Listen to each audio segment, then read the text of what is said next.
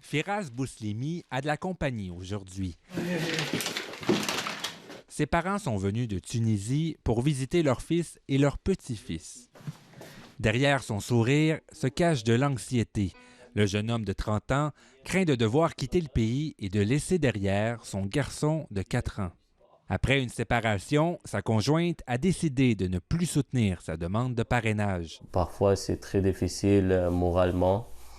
Là, le petit commence l'école l'année prochaine, puis j'aimerais bien que ma situation se règle, on serait plus stable, puis aller vers l'avant, retourner aux études, faire quelques cours pour devenir enseignant permanent. En Tunisie, Firas était enseignant en éducation physique.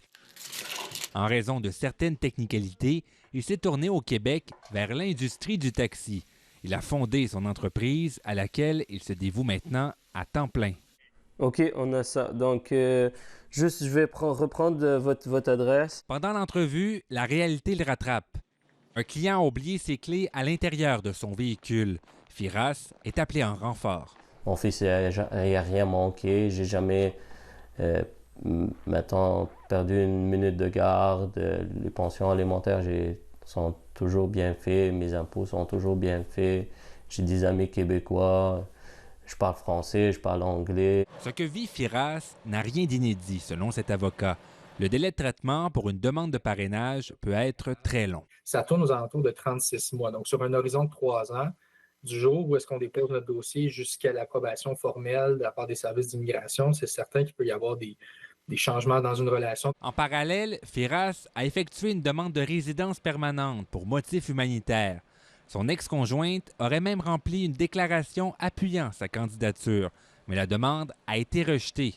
Il compte maintenant la contester. On est vraiment dans les derniers espoirs, là, je vous dirais. Là. Si ça s'avère infructueux, on est pas mal à la fin du processus. L'étau se resserre sur Firas un peu plus chaque jour. Je ne peux pas retourner chez nous comme si j'ai rien ici. Le père de famille attend la date de sa prochaine audience avec impatience. Pendant ce temps, il garde espoir et rêve d'une nouvelle maison qui sera le mener encore plus près du petit Ryan. Ici Charles-Antoine Boulanger, Radio-Canada, Trois-Rivières.